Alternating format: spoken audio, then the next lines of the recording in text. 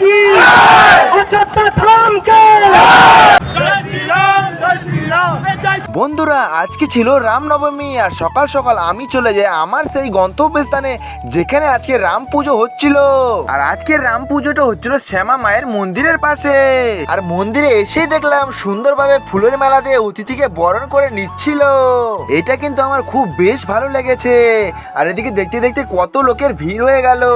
এরপরেই কিন্তু আজকের রামনবমীর র্যালি কিন্তু বেরিয়ে পড়লো।